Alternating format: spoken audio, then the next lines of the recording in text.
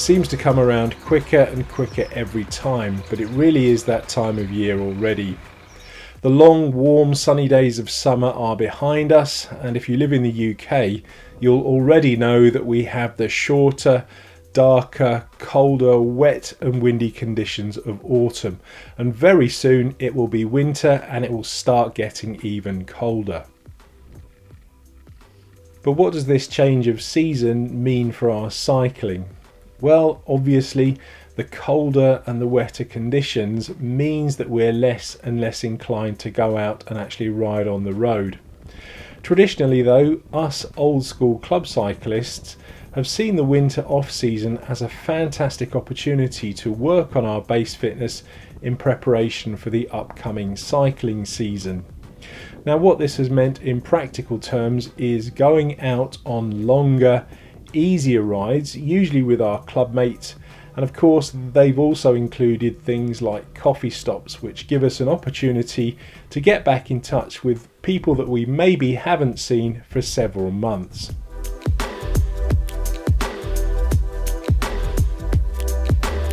The winter off season isn't an excuse to take things easy though. You are still working on your fitness.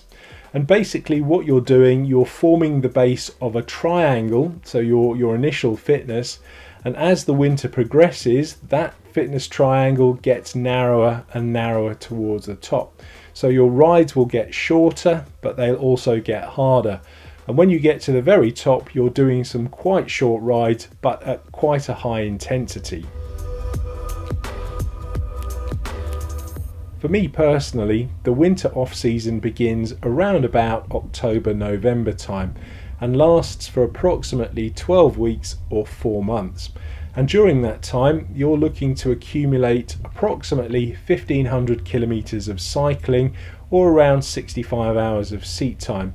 And obviously the first sort of rides that you'll be doing will be easier and longer ones to work on your endurance, and then as you move towards February-March time, they'll get shorter, faster and harder so that you can work on your strength and your speed.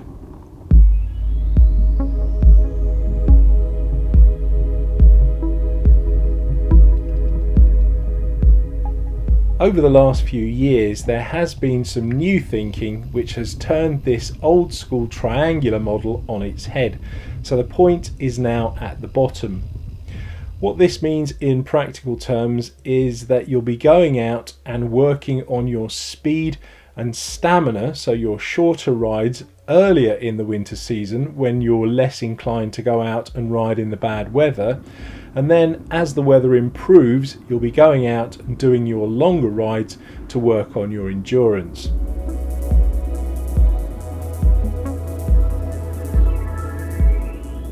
Now there have been proper scientific tests carried out to try and work out which one of these methods is the most effective.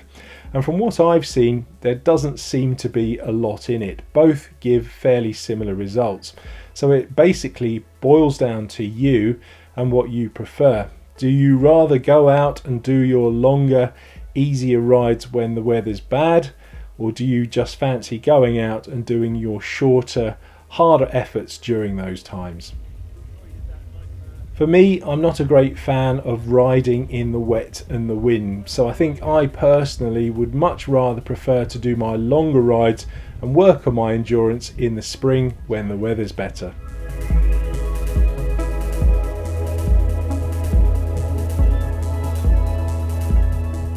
Now obviously I've been talking about the typical weather that we're likely to get here in the UK during the winter off season, and although it can snow, the temperature doesn't really drop much below about -2 or -3 Celsius, and it is fairly possible to ride in that as long as you wrap up nice and warm.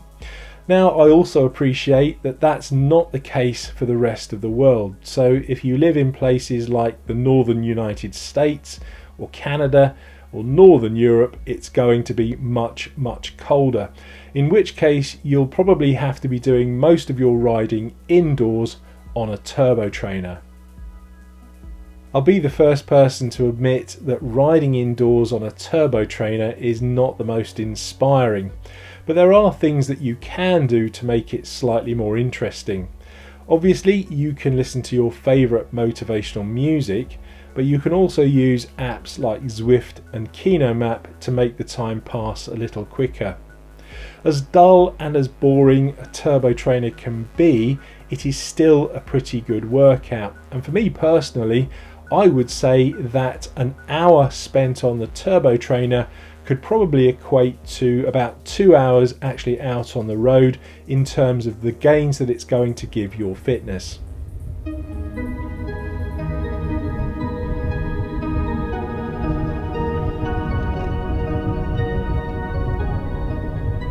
Even with the best intentions and all of these measures in place, it's still very easy to lose your fitness during the winter off season, and the main culprit here is a lack of motivation.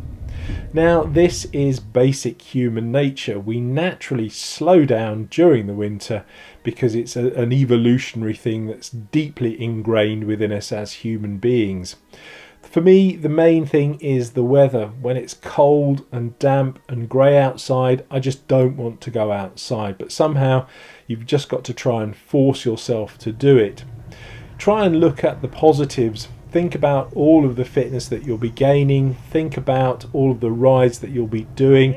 Think about all of the people that you'll be riding with, and maybe the people that you haven't seen for quite a while. Winter off season can be fun if you want it to be.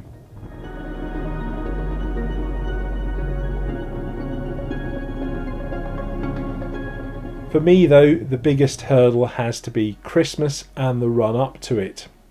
Traditionally, it's a time of festive fun, and I'll be the first person to admit that I particularly enjoy the eating, the drinking and the making merry bit.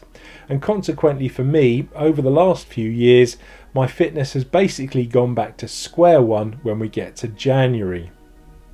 And if this happens, well, it's not the end of the world. I'm sure we've all been there at some point, even if the Christmas excesses has not been responsible for it. All you can do is get back on your bike, ride your 1500 kilometers, get your 65 hours of seat time and just work on achieving your base fitness.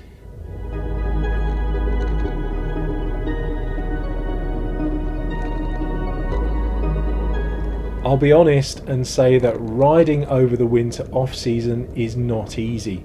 In fact, it can be downright difficult at times, but it can be incredibly rewarding, particularly if you stick with it and push through until the spring. As they say, winter miles equals summer smiles. Thanks for watching.